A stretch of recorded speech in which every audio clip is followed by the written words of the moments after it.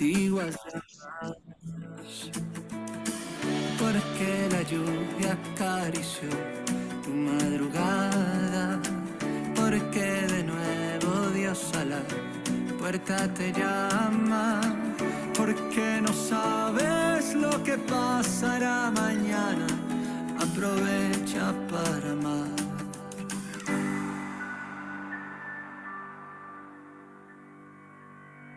Aprovecha que las cosas importantes son tan simples, que jugar con tus pequeños es posible, que decirles que los amas los define.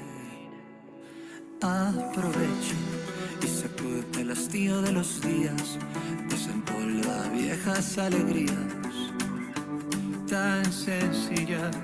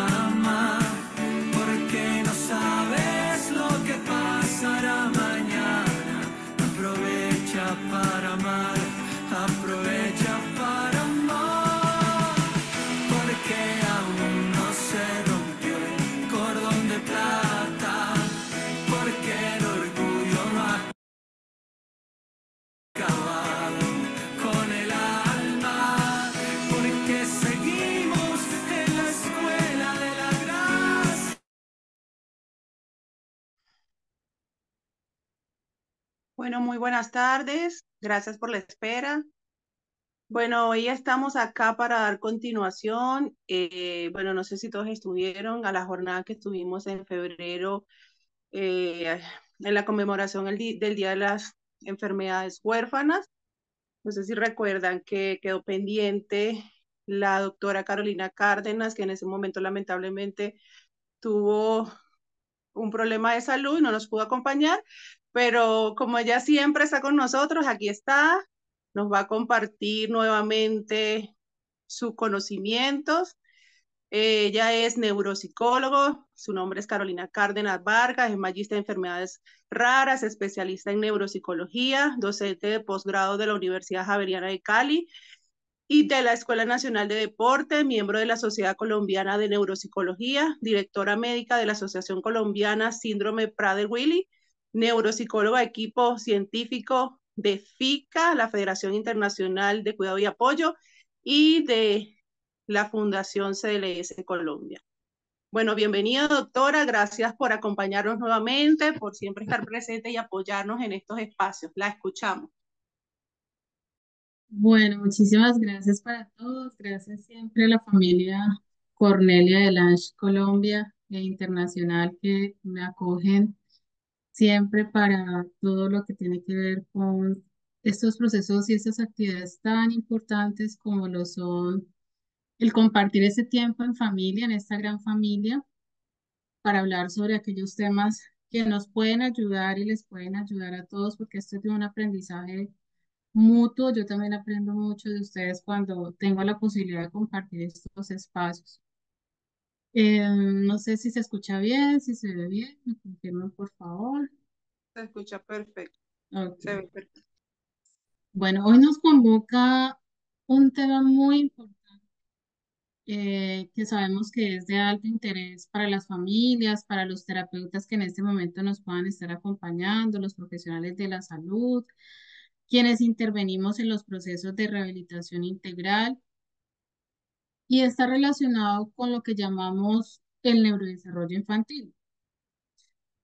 Seguramente vamos a escuchar pautas relacionadas y características relacionadas con, especialmente con el síndrome de Cornelia de Lange, que como sabemos es una enfermedad considerada rara o huérfana, a propósito del marco de la conmemoración del Día Mundial de las Enfermedades Huérfanas o Poco Frecuentes que recién celebramos o conmemoramos en febrero.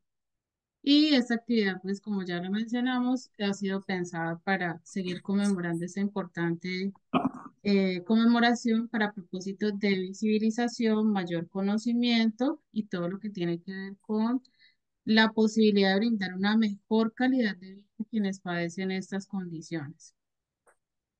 Seguramente nos compete especialmente conocer el síndrome de Cornelia de Lange, pero también ustedes van a escuchar características que seguramente están muy relacionadas también con otras enfermedades denominadas raras o huérfanas. Y seguramente si ustedes tienen familiares de personas con otras condiciones como el síndrome de Prader-Willi, el síndrome de Apert, atrofia muscular espinal AME y otras enfermedades que podría mencionar en este momento y que han sido especialmente mi interés durante la trayectoria profesional y es lo que tiene que ver con las enfermedades que se consideran eh, cursan con un trastorno del neurodesarrollo. Entonces, hoy vamos a ver características relacionadas con estos trastornos, pero también vamos a hablar un poco acerca de las características de estas condiciones, cuáles tienen en común, seguramente incluso niños con el mismo diagnóstico pueden tener características diferenciales y que ameritan atención integral. Pero hoy vamos a hablar de aquello que es común a todos quizás, ¿sí? Y que nos compete conocer cada vez más y cada situación abordarla de una manera diferente. Vamos también a ver un poco acerca de las familias, del cuidador, de las posibilidades de tratamiento que podemos encontrar, pero también de recursos que les van a permitir a ustedes de una manera integral poder hacer un abordaje. Sabemos entonces, yo a esta parte siempre le denomino el rostro de las enfermedades raras o huérfanas, porque usualmente vemos dos posibilidades para hacer visibles estas condiciones. Uno, el rostro de la enfermedad como tal, es decir, aquella condición que genera por su condición genética polienfermedad o múltiples afectaciones de salud, multidiscapacidad, trastornos del aprendizaje que se considera están dentro del grupo de los trastornos del neurodesarrollo, los trastornos del comportamiento que es una de las mayores preocupaciones de las familias y lo que incluso se podría llamar trastornos neuropsiquiátricos.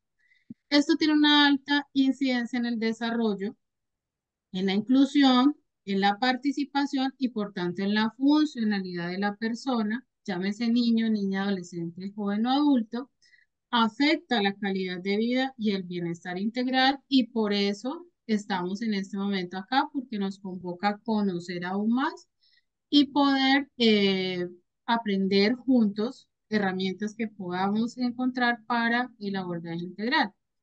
Pero también me gusta mostrar este rostro de la resiliencia, el rostro del deseo de salir adelante, el rostro de las familias, del querer hacer algo más siempre por sus hijos, el rostro de las asociaciones como la Fundación Cornelia de Lange, la Asociación Prader-Willi Colombia, la Fundación de Distrofia Muscular, y podría mencionarlas a todas, a las que conozco, y siempre con la preocupación de querer ayudar a las familias, de querer conocer, aprender y hacer visibles estas condiciones que nos hacen mostrar también ese rostro distinto a la enfermedad y a la patología como tal. Pero entonces, para ya entrar un poco más en el propósito de esta conferencia, preguntémonos cuáles son esos trastornos del neurodesarrollo que pueden estar asociadas a una condición llamada rara, huérfana o poco frecuente. Sabemos que el neurodesarrollo, ¿a qué le llamamos neurodesarrollo para que empecemos a entender estos términos que parecieran ser muy técnicos? Es lo que implica o lo que los niños, incluso desde la gestación, empiezan a desarrollar y que se consideran son esas habilidades que le permiten desenvolverse en la vida cotidiana y realizar una actividad.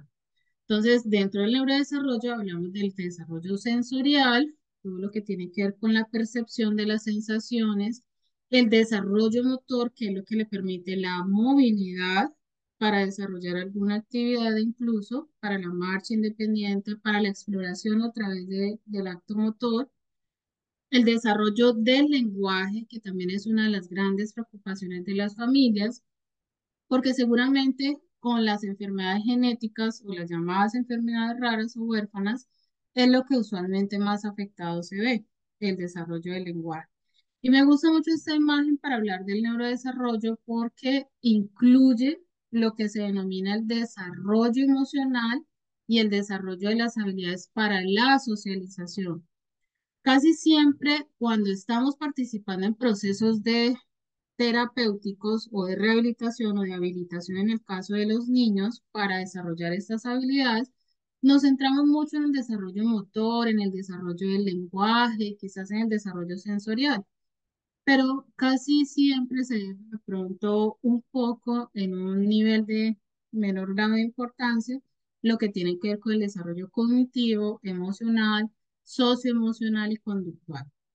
Entonces, qué bueno que podamos ver siempre el neurodesarrollo como aquellas habilidades de desarrollo, como su nombre lo indica, que dependen del desarrollo neurológico, de esos procesos que ayudan a que el sistema nervioso central se desarrolle para poder adquirir una habilidad. Entonces, ¿a qué se le llama trastorno del neurodesarrollo y cuál es la correlación con estas enfermedades consideradas raras o huérfanas? En que casi siempre asociado a una condición genética, ¿sí? Que conduce a un diagnóstico como los que hemos mencionado, generan alteraciones en ese neurodesarrollo por alteraciones en el sistema de maduración del sistema nervioso central. Entonces, conlleva en la mayoría de los casos a una disfunción cognitiva, a un retraso cognitivo, retraso del aprendizaje, incluso a condiciones neuropsiquiátricas que pueden afectar el desarrollo integral del niño, niña, adolescente. Actualmente, a través de un manual que para nosotros, los especialistas en salud, en diferentes ramas de la salud, es muy importante para el diagnóstico. Se plantea que en el DSM-5 que los trastornos del neurodesarrollo tienen que ver con características relacionadas con la discapacidad intelectual, el trastorno del espectro autista, los trastornos de la comunicación, los trastornos neuromotores, hablábamos hace un rato de los trastornos del aprendizaje, e incluso también se pueden incluir los trastornos por déficit de atención e hiperactividad.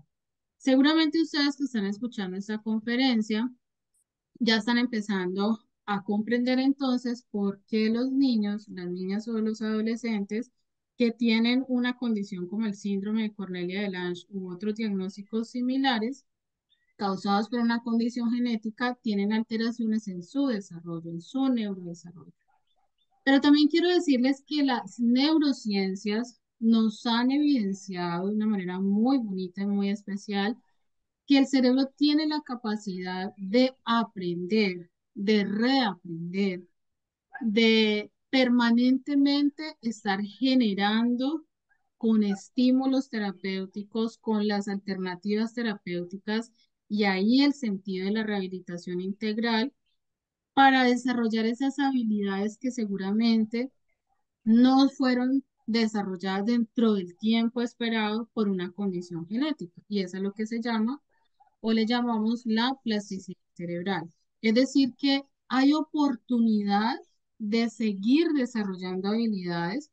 Algunos especialistas en neurociencias han evidenciado a través de investigaciones que la edad de desarrollo al máximo potencial relacionado con el sistema nervioso central o el neurodesarrollo, que es lo que tiene que ver con el desarrollo neurológico, se puede ir hasta los 16 años. Otros neurocientíficos han evidenciado que incluso pueden haber cambios en el neurodesarrollo o en el desarrollo neurológico hasta los 21 años. A mí me gusta mucho hablar a través de esta imagen acerca de la ventana de oportunidades. Es decir, que permanentemente los niños, niñas, adolescentes e incluso los jóvenes en edad temprana pueden tener oportunidades a través de los procesos de intervención que hacemos los especialistas para que sigan desarrollando habilidades que le permitan mejorar el lenguaje, sus funciones cognitivas, su aprendizaje y todo lo que les puede permitir desarrollar una actividad. Entonces, muy importante no dejar perder esa oportunidad. Eso que le llamamos ventana de oportunidades. Hay momentos críticos e importantes en el desarrollo, especialmente durante los 6 primeros años de vida, y de ahí la importancia de la intervención temprana, del diagnóstico temprano, de esas actividades terapéuticas que podemos hacer durante la primera infancia para empezar a estimular la organización cerebral, la estructura cerebral, las funciones cerebrales, para que el neurodesarrollo infantil en esa primera infancia tenga un menor impacto si hay una condición genética que pueda estar ocasionando una condición de enfermedad. ¿Qué nos han mostrado también las neurociencias? Que cuando se empieza lo que se llama la estimulación temprana adecuada y oportuna, la anatomía del cerebro y el funcionamiento cerebral puede tener cambios importantes.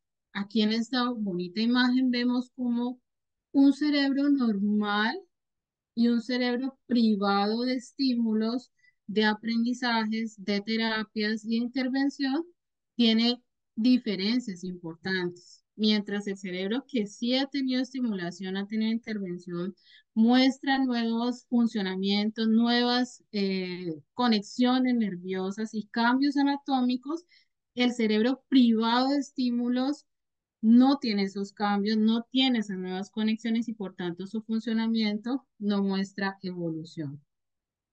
Entonces, ¿cuáles son esos trastornos del neurodesarrollo que pueden estar asociados a las enfermedades huérfanas o poco frecuentes causadas por una condición genética? Como les mencionaba, hay un buen número de esas condiciones, de esas enfermedades que pueden cursar con esos trastornos de neurodesarrollo. Y por eso la importancia de esta conferencia. Espero que estemos contando con especialistas, con terapéuticas y que las familias también puedan empezar a empoderarse de estos conocimientos para empezar a buscar esas ayudas de especialistas y a gestionarlas. Entonces, ¿qué características comparten estos diagnósticos de los que hemos venido hablando? Trastornos del desarrollo del habla y del lenguaje, retraso psicomotor. Seguramente ustedes podrán empezar a chequear y hacer un checklist de lo que seguramente ustedes han observado en sus familiares, en sus pacientes o si tenemos docentes aquí en sus alumnos. Retraso psicomotor, trastornos neurocomportamentales, también pueden tener trastornos neurosensoriales, que ahora vamos a ver cuáles son sus manifestaciones. También pueden presentar discapacidad intelectiva, déficit cognitivo, trastornos del sueño que pueden afectar el curso normal del desarrollo cognitivo y neurológico, conductas de autismo, lo que llamamos trastornos del espectro del autismo, sin que el diagnóstico principal o el diagnóstico primario necesariamente sea el autismo. Es muy diferente y ahora lo vamos a ver más adelante. También podemos encontrar trastornos de las funciones ejecutivas, que es una condición del cerebro, una función cerebral superior que ayuda a que las demás funciones cerebrales se organicen y funcionen bien.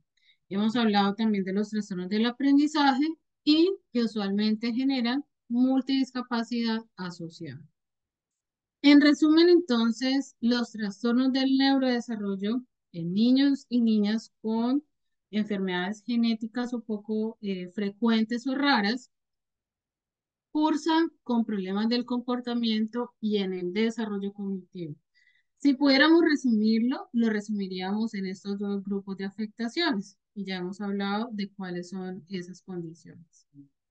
Veamos ahora entonces un poco qué características cognitivas, conductuales y del aprendizaje tienen los niños con síndrome de Cornelia de Lange y otras enfermedades similares al síndrome de Cornelia de Lange que cursan con trastornos del neurodesarrollo. Sé que les estoy hablando de mucha información y seguramente cada tema daría para una conferencia, pero voy a tratar de dar una muestra, digamos, de todo lo que deberíamos conocer a profundidad para poder tener un mejor conocimiento de esa condición y de estas enfermedades para un mejor abordaje. Este es un tema principal y ahora les voy a dar algunos tips si nos da el tiempo, o seguramente podemos organizar otra conferencia para lo que tiene que ver con el trastorno de conducta y el funcionamiento ejecutivo del que hablábamos. Este es un tema de mucha preocupación para las familias, incluso también para los terapeutas, para los docentes también en el aula, porque son los trastornos de conducta usualmente generan dificultades en las relaciones, dificultades para la inclusión, para la participación, para todo lo que tiene que ver con la expresión de emociones, para la regulación de la conducta, de la impulsividad, de la rabieta, de la crisis. Entonces, usualmente esas crisis conductuales que se pueden presentar súbitamente o pueden ser repetitivas y frecuentes, generan una gran preocupación porque tenemos a veces pocas herramientas para poderlo manejar o porque muchas veces no conocemos cuáles son esas alternativas para manejo en casa o para manejo a nivel terapéutico o incluso en el contexto escolar. Y esas crisis nos generan a todos estrés cuando se presenta al interior de la familia porque están caracterizadas por ansiedad, impulsividad, rabietas, autoagresiones, incluso heteroagresiones, es decir, agresión a otros, oposición, y se vuelve algo que para las familias es difícil de manejar. Vamos a entender un poco en el caso de las personas con síndrome de Cornelia de Lange, niños, niñas, jóvenes, adolescentes e incluso adultos. ¿Cuál puede ser el detonante para que se presente un problema de comportamiento? Veamos, por ejemplo, cómo el trastorno del sueño en el síndrome de Cornelia de Lange e incluso en otros diagnósticos puede ser el detonante para una crisis de comportamiento. Usualmente está muy asociado al síndrome de Cornelia de Lange el trastorno del sueño. Puede comenzar en la primera infancia, es decir, en esos primeros años del neurodesarrollo, por un mal funcionamiento en la fisiología neurológica del sueño, es decir, por la estructura funcional del cerebro asociada a esta condición genética. Imagínense que está presente en un 60% de los pacientes, es decir, que hay un buen número de pacientes que seguramente ustedes han identificado que es una gran preocupación el trastorno del sueño. Usualmente se caracteriza o por insomnio o por, al contrario, presentar hipersomnia diurna. Es decir, que en la noche no duermen o hay pocas horas de sueño, pero en el día hay todo el tiempo esa necesidad de dormir.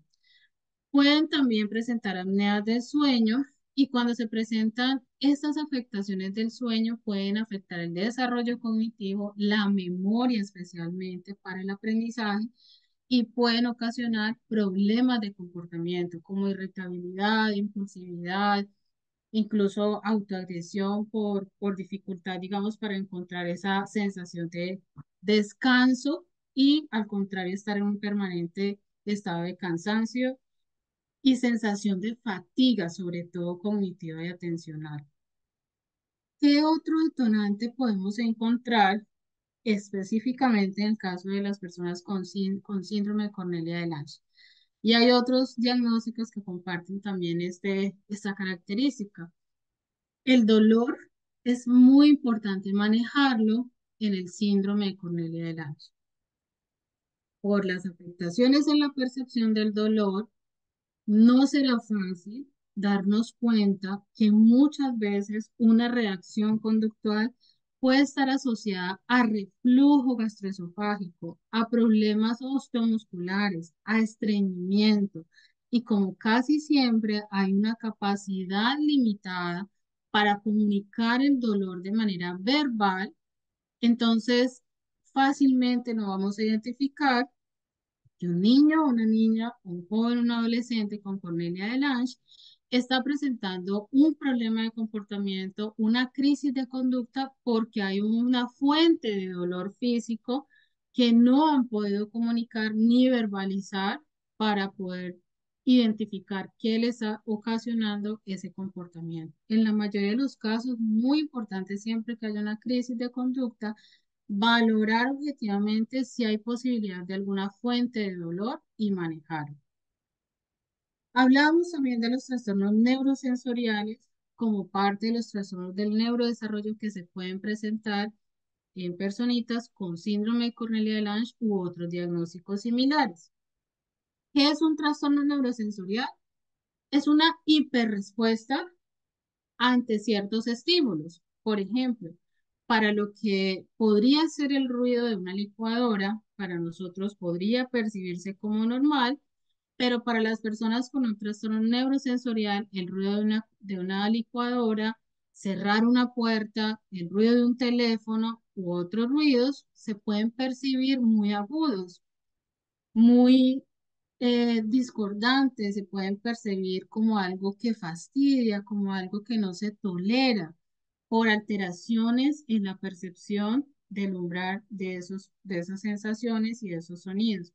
Entonces, muy importante identificar si hay un problema de comportamiento, qué es lo que ambientalmente en el entorno, en la escuela, en la sala de terapias, en la familia, en el sitio donde se hace la rehabilitación terapéutica, está ocasionando esa alteración conductual asociado a un estímulo, a un sonido o a otro estímulo sensorial que pueda estar generando ese problema de comportamiento y tratar de controlarlo. Recordemos que específicamente en el síndrome de Cornelia de Lange, por los problemas visuales, auditivos, táctiles, puede verse más afectada esa percepción sensorial y por eso seguramente puede afectar y llevar a conductas como ansiedad, trastornos del estado del ánimo y comportamientos autolesivos. Entonces, es muy importante abordar los trastornos neurosensoriales para disminuir esas posibilidades de crisis conductual. El trastorno del lenguaje o la limitación a través de la comunicación oral es uno de los también preocupaciones en los centros de terapias, en la escuela, en la familia. Muchos de los niños, muchos de los jóvenes tienen problemas del lenguaje. Y los problemas de comportamiento están, yo diría que no 100% asociados a los problemas para ser comprendidos, para poder expresar, para poder verbalizar, y hace entonces que se afecte la inclusión, la participación y todo lo que tiene que ver con lo que llamamos la funcionalidad de la persona. Si logramos abordar y resolver esos problemas de comunicación, seguramente va a mejorar también ese problema de comportamiento. Podría extenderme mucho más en cada una de estas características, pero para ir avanzando, seguramente podemos hacer, como les decía más adelante, otros encuentros para ir abordando cada uno de una manera más a profundidad y con mayor detalle. Quiero darles algunos aportes para la intervención. Ya sabemos entonces que hay unos trastornos del neurodesarrollo que requieren ser abordados: trastornos del comportamiento, trastornos del lenguaje, trastornos neuropsiquiátricos, trastornos para el aprendizaje y en general lo que puede afectar la funcionalidad y el desarrollo. Pero ¿qué hacer? Todos queremos saber qué hacer. Yo les voy a plantear algunas orientaciones que seguramente van a servir y van a ser muy útiles en este camino que ustedes están de la mano recorriendo con sus hijos, en búsqueda de ayuda, en búsqueda de una luz de esperanza, en búsqueda de esa persona, ese profesional que les diga qué hacer y cuál es el camino para llegar a abordar ese motivo de mayor preocupación para cada uno de ustedes, especialmente para las familias. Como sabemos que es una condición que genera polienfermedad, multidiscapacidad y múltiples condiciones por atender, por tanto, requiere una atención que se llama multimodal, multisistémica, desde una mirada integral, biopsicosocial y entendiendo a la persona como un ser humano integral, con diversas necesidades, así tengan el mismo diagnóstico. Yo puedo tener 5 niños con síndrome de Cornelia de Lange en consulta, pero para cada uno debo tener la posibilidad de hacer un diagnóstico diferencial conocer sus características particulares y diferenciales e individuales, su historia de desarrollo, su contexto y plantear un plan de tratamiento integral desde diferentes disciplinas, como las que vemos en esta diapositiva. Siempre surge una pregunta y es, ¿y qué hacer cuando nos proponen manejo farmacológico? Cuando el psiquiatra, el neurólogo nos propone tratamiento farmacológico, aquí pues uno de los medicamentos, algunos que más se conocen, especialmente para la regulación del comportamiento, y siempre surge esta pregunta, bueno, es indicado o no hacer un tratamiento farmacológico? Asumir que la única vía, digamos, de manejo que hay para controlar la conducta, para regularla, es el medicamento. Les voy a dar mi Vale. opinión personal y profesional. Yo considero que el manejo farmacológico debe asumirse de acuerdo a la historia de cada paciente. A todos no les va a ser útil el medicamento si no se hace un tratamiento paralelo de manejo familiar, de manejo en la escuela, de abordar otras alternativas terapéuticas que ahora les voy a hablar de cuáles como las terapias conductuales. Entonces, ¿qué le digo yo siempre a las familias de los pacientes que están conmigo en consulta? No.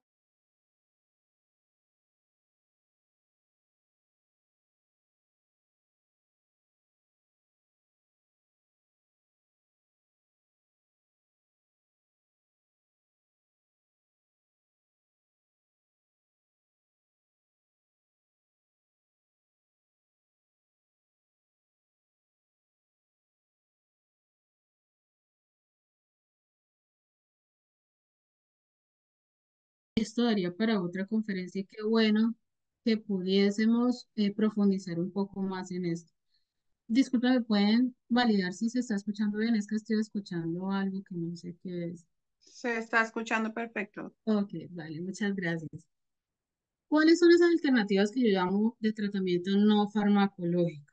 Bueno, por supuesto, una de las que más me encanta hablar son las terapias especializadas de neuropsicología. Como ustedes ya lo escucharon, yo soy especialista en neuropsicología, tengo publicaciones con evidencia científica de cómo sí dan resultado en pacientes con enfermedades raras de origen genético para mejorar su aprendizaje, su rendimiento cognitivo, su regulación comportamental sin necesidad de tratamiento farmacológico, ¿sí? Como les digo, no todos los casos podemos generalizarlo, pero sí me gusta siempre hablar de esto porque siempre pensamos que la única vía o el único camino es el tratamiento farmacológico. Ahora, es muy importante siempre tener presente que el manejo farmacológico debe estar acompañado del profesional. No podemos tomar decisiones de aumentar una dosificación, de quitar un medicamento o de manejarlo como nosotros consideremos que hay que manejarlo. Siempre debe ser con vigilancia médica.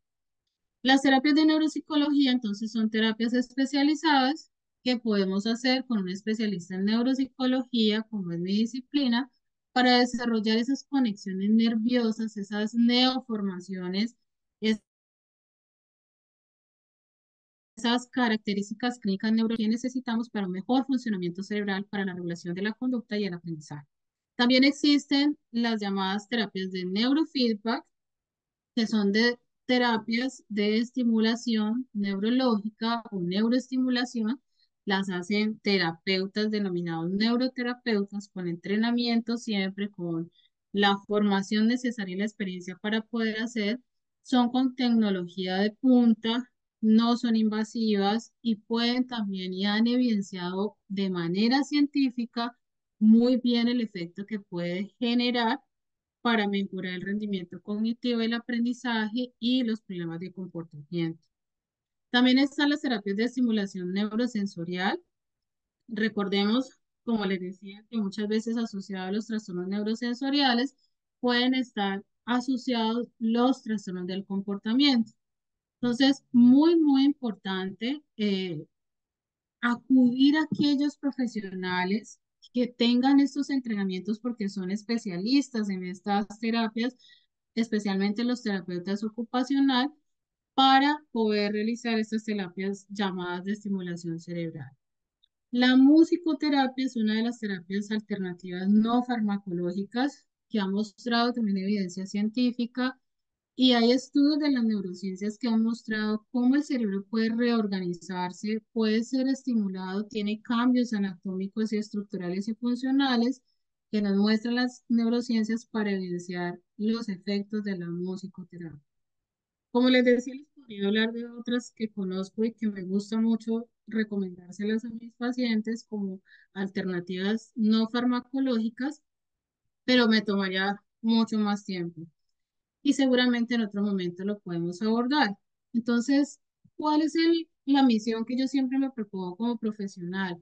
Mostrarle a la familia que llega a mi consulta alternativas de tratamiento, una luz en el camino. A veces yo sé que ustedes están en esa permanente búsqueda de querer hacer algo más por su familiar y ese siempre ha sido mi propósito, mostrarles qué más se puede hacer porque estoy segura de que siempre hay algo más por hacer. Nunca se ha hecho todo.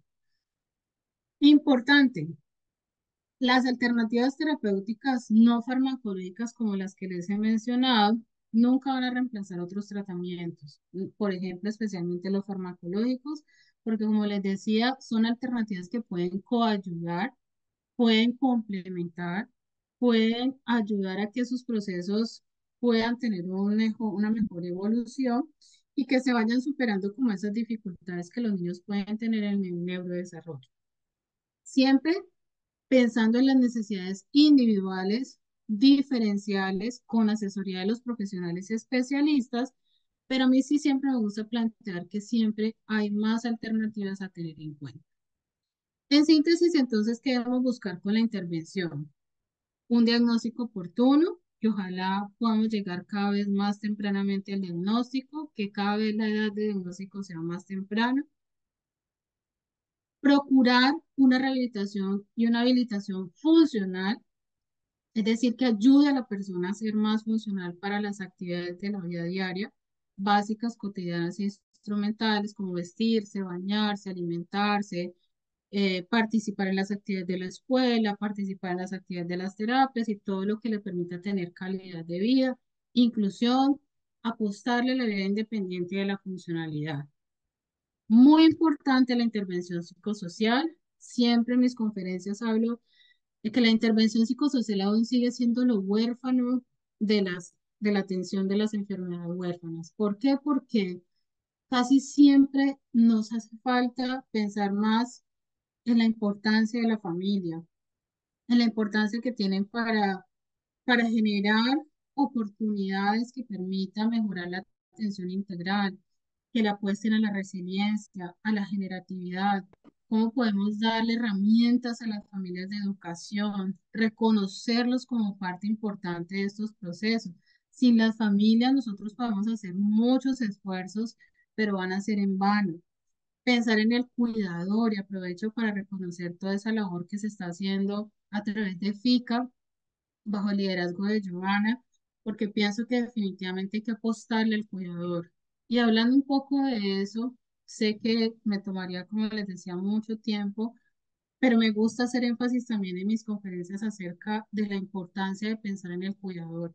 Yo le llamo estar en el corazón y en la piel del cuidador, porque el cuidador es el que está en ese día a día, en ese proceso con su familiar, es aquel que cuida para vivir, para dar vida, para gestar vida. Y definitivamente le apuestan a poder tener esos espacios en donde encontrar aprendizajes para sus hijos, estimulación para sus hijos, oportunidades de vida para sus hijos. Y es quien se enfrenta a crisis emocional, a sobrecarga del cuidador, a situaciones que cada etapa de la vida trae, como retos, desafíos, cambios, crisis, porque cada momento de ese proceso de rehabilitación trae como una nueva situación a enfrentar. Y muchas veces asociado a su carga y a su situación personal como cuidador, hay otras situaciones que también impactan. Entonces, siempre es muy importante pensar en la familia y pensar en el cuidador. ¿En qué pasa con el cuidador? ¿Tiene sobrecarga por lo que le trae el cuidado diario? tiene situaciones personales, familiares, proyectos de vida que le ha tocado abandonar porque se dedica 24/7 al cuidado de su hijo. ¿En qué situación está en este momento emocionalmente? Es el que está allí todo el tiempo, por ejemplo, en situaciones de hospitalización. Incluso a mí me dicen muchas veces los papás, estamos hospitalizados porque mi hijo, mi hija cayó en una condición de enfermedad que requirió hospitalización y atención pues más especializada. Y son quien se enfrenta todo el tiempo al cuidado, a renunciar a sus propios proyectos, a sus trabajos, a dejar sus vidas, quienes se enfrentan a las situaciones inesperadas, a los cambios, e incluso al duelo por la muerte de sus seres queridos. Entonces, ¿cómo no pensar en el cuidador, en su estado de ánimo, en su condición de salud, en cuáles son sus necesidades personales, en cómo les podemos ayudar a través de la intervención psicosocial? Y siempre me gusta dejar este mensaje. Pensemos en la importancia de la salud mental de cuidador. Si usted es cuidador, si usted es cuidadora, piense en su salud mental. Póngalo en el primer lugar. Piense en aquellos factores de protección que le pueden ayudar a cuidar su salud mental. Hágalo conscientemente. Piense en su higiene de sueño, en cuáles son sus redes de apoyo, en cuáles son aquellas actividades que le generan bienestar y salud. Piense en esos factores que le pueden ayudar para tener bienestar y para pensar en usted, porque muchas veces usted renuncia a las actividades del tiempo libre, a esos hábitos saludables, al manejo del estrés. A veces hasta me dicen, sobre todo las mamás cuidadoras, me dicen, yo no tengo tiempo para pensar en mí. ¿A qué hora hago ejercicio si todo el tiempo estoy en terapias, en citas, hospitalización, el colegio, una cosa, la otra, y no tengo tiempo para pensar en mí? Ya es el momento de pensar en usted. Si usted no piensa en su salud, va a estar preparado para una crisis, va a estar preparado para un momento de hospitalización, va a estar preparado para el duelo de pronto ante la ausencia de su ser querido. Entonces, les dejo ese mensaje porque es muy importante pensar en el cuidador. No sé si alcanzo a compartirles esta última parte de algunas orientaciones para el manejo de la conducta o si lo dejamos para otra conferencia, damos lugar a las preguntas, ya ustedes me dirán, porque yo me voy emocionando y termino aquí dando más temas y de pronto el tiempo no sé si da. Bueno, yo pienso que quizás sí podamos y así incluso eso podría ayudarnos con una serie de preguntas que podamos tener anticipados. Quizás tengamos una pregunta y con esas estrategias usted no las ¿Se pueden resolver? resuelva. Ujú. Ok, sí, es cortito, pero es muy práctico. Entonces vamos a hacerlo y si de pronto ya surgen preguntas, entonces las resolvemos. Este es Listo, un continúo. tema que, como les digo, también daría, como todos los temas que les he compartido, para una sola conferencia. Pero no quiero que se vayan sin escucharlas porque sé que es un motivo de preocupación para la mayoría de ustedes y es lo relacionado con el manejo de los problemas de conducta. Les voy a compartir 7 orientaciones prácticas que se pueden llevar a cabo muy fácilmente en la vida cotidiana. Me refiero a que se pueden llevar muy fácilmente en la vida cotidiana y que quizás mientras las vamos aprendiendo va a ir generando como un proceso de fortalecer las habilidades para ponerlas en práctica. La primera está relacionada con lo que llamamos el soporte ambiental. ¿En qué consiste esta estrategia? En brindar esos ambientes seguros, estructurados, organizados, que ayuden a organizar mentalmente y conductualmente al niño o niña adolescente que presenta rabietas, impulsividad o una crisis conductual frecuente. Recordemos que incluso si ustedes identifican ruidos, sonidos o algo que les pueda estar provocando o detonando una crisis de comportamiento en el ambiente, de la escuela, de la casa o de un centro comercial o un sitio en donde ustedes estén en interacción con los niños, niñas o adolescentes, es muy importante regular lo que más se pueda, controlar lo que más se pueda con relación a los estímulos ambientales. Los niños usualmente con estas características tienen un aprendizaje sensorial, kinestésico, visual, es decir, que todo lo que tenga que ver con estímulos visuales, de contacto, de movimiento, experienciales, pueden ayudar a cambiar conductas, a instaurar hábitos, a explicar una rutina, a integrarla, a interiorizarla y a adquirir nuevos aprendizajes. ¿Cómo se puede hacer? A través de calendarios visuales, a través de pictogramas, de ambientes gráficos, rincones de aprendizaje como los que vemos aquí en las fotografías, organizadores visuales y todo lo que visualmente o sensorialmente a los niños les ayude a recordar y aprender una nueva conducta. Esta estrategia me gusta mucho y se llama aprendizaje paso a paso, APP, y le llamo así porque es ese aprendizaje de explicar paso por paso, como si fuera un tutorial, una acción a la vez, con con pocas frases, con pocas palabras en una frase, con frases cortas, con palabras precisas y exactas que los niños puedan entender y digerir fácilmente. Si les hablamos con muchas palabras, con muchas instrucciones a la vez, con doble sentido y descripciones muy amplias, seguramente de todo lo que les dijimos van a entender un poco. Hay algo que también ayuda mucho y es lo que se llama el regulador de la conducta. A esto se le llama el motivador potente. Y eso sí que es bien interesante. Hacer una lista de aquellos intereses, motivaciones, gustos de los niños que se pueda convertir en ciertas situaciones en un estímulo potente o en un motivador potente, para que en caso de que haya una crisis nos sirva para redireccionar ese momento de crisis conductual, de ansiedad, de irritabilidad, hacia ese objeto de interés o hacia esa actividad de interés que ayude a minimizar ese momento de crisis. Anticiparse y hacer acuerdos. Si sabemos, por ejemplo, que a los niños les conduce a una crisis, no saber qué hacer, para dónde vamos, qué vamos a hacer, cuánto tiempo dura la actividad, podemos evitar ese problema de conducta o esa crisis de comportamiento si les anticipamos, por ejemplo, que va a haber un cambio en una rutina, que hoy no vamos a ir al parque, sino que nos vamos a quedar en casa porque no podemos ir y vamos a hacer otra actividad. Si le anticipamos que no vamos a ir al parque hoy como parte de la rutina, seguramente van a aceptar mejor ese cambio, se van a preparar para esos cambios, se van a adaptar a ese cambio y vamos a prevenir una crisis de comportamiento. Este me gusta mucho también y es lo que se llama prevención, acción, empatía, y es analizar esos detonantes que pueden llevar a una crisis conductual, como les he venido diciendo. Si sabemos que hay algunas situaciones que pueden detonar una crisis, anticipémonos a eso, conozcámoslas, analicémoslas, comprendamos la conducta. ¿Qué sucede unos minutos antes de que ocurra la crisis conductual? Seguramente el ruido de la licuadora, o seguramente alguien que tocó muy fuerte la puerta, o seguramente un cambio en la rutina, o seguramente siempre a las 5 de la tarde hacemos una actividad de juego y no la hicimos. ¿Qué hizo que detonara esa conducta y evitar hacerlo para que la crisis no se presente?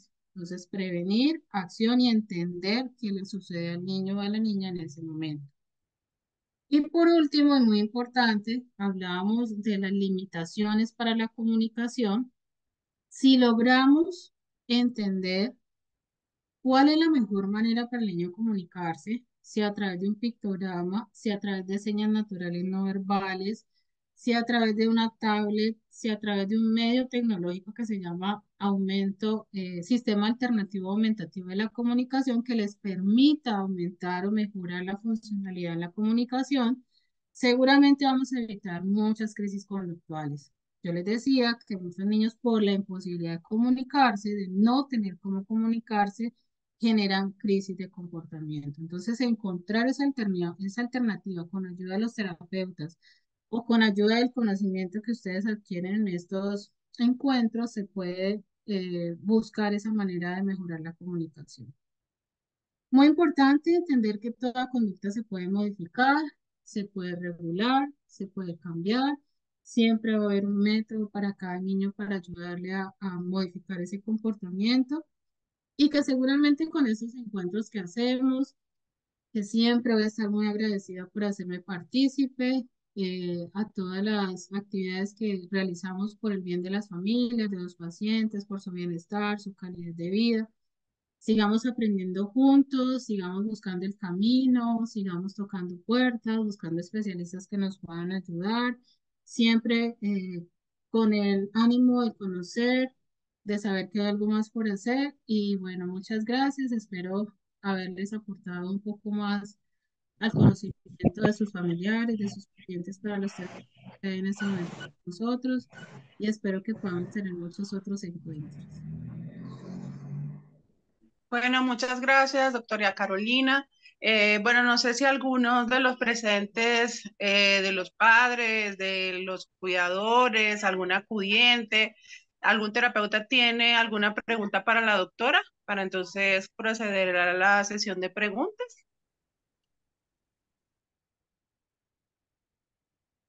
Si alguien tiene una pregunta, una duda, puede levantar la manito. O por el chat también podría escribirles.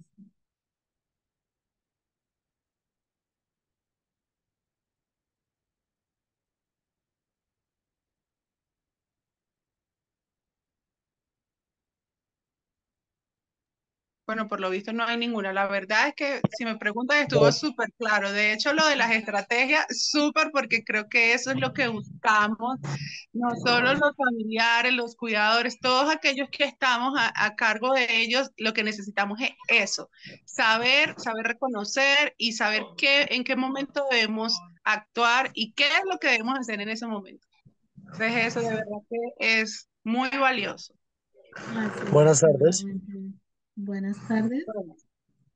Dos buenas tardes. Es que su merced se refería al tema de la licuadora, de los sonidos fuertes, de los golpes a las puertas. Y a mi hija, a diferencia de la mayoría, a ella le gustan. Ujú, ok. Entonces, pues no sé.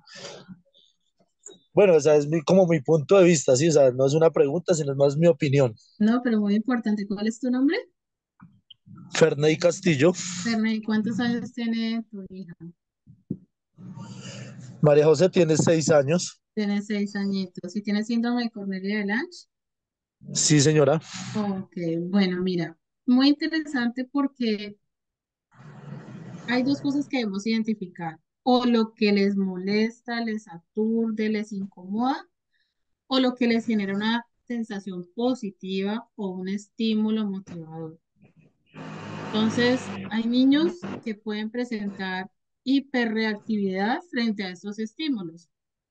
Otros, al contrario, a pesar de tener el mismo diagnóstico, pueden presentar una hiporrespuesta o una hiporreactividad.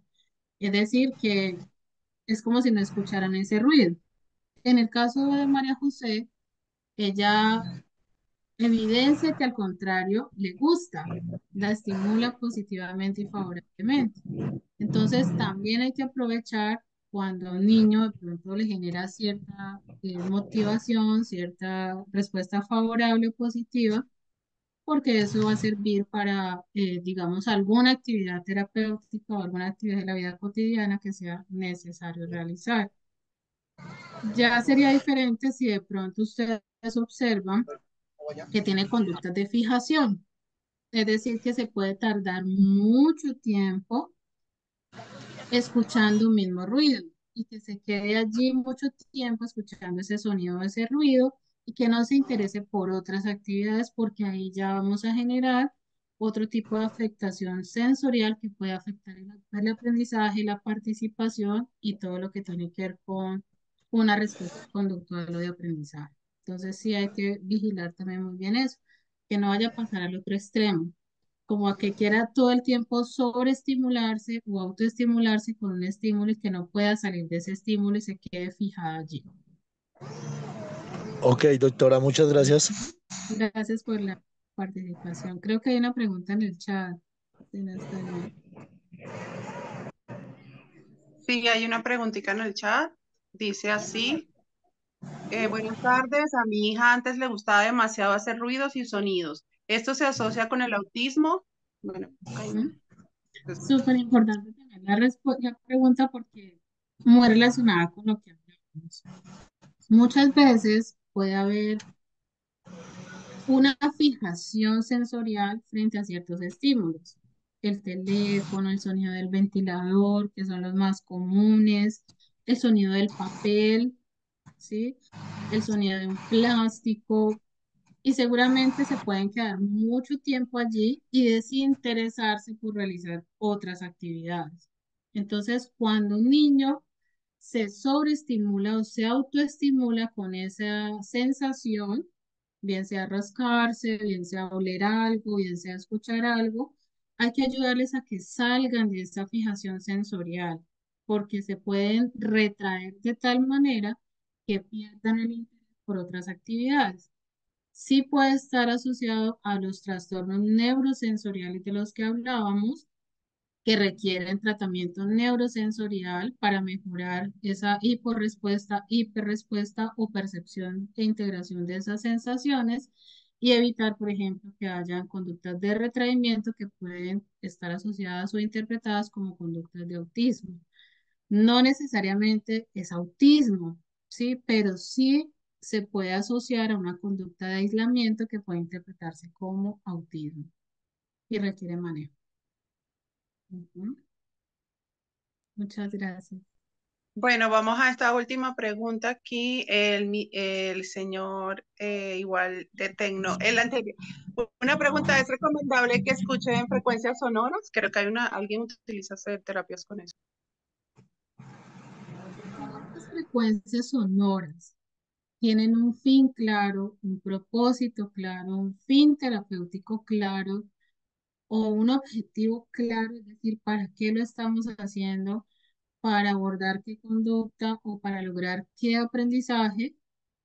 Creo que es pertinente y lo decía en la conferencia, que ha mostrado muy buena evidencia la terapia con estímulos sonoros o con la música. Entonces, si son estímulos organizados, estructurados, con un fin claro, con un propósito claro, considero que pueden ser muy buenos como alternativas o estrategias de aprendizaje o de estimulación. Ujú. Muchas gracias, doctora. Bueno, les voy a pedir un favor, si podemos habilitar las cámaras para tomar una fotico de recuerdo. Como ven, la doctora nos mostró unas cuantas que tienen y eso de verdad nos da valor Histórico. histórico, sí, yo creo Las memorias. que entonces si nos pueden regalar un ratico para la foto, que habiliten sus cámaras, se lo agradecemos. Gracias, Gloria. Gracias, Magali. Bienvenida. Gracias, Ivonne. Ay, Dios mío, qué hermoso. Bueno, ajá, y gracias, Vanessa. Ay, cayó. Gladys, bienvenida. Todavía aquí falta poquito. Gladys se volvió a ir. Ya les digo.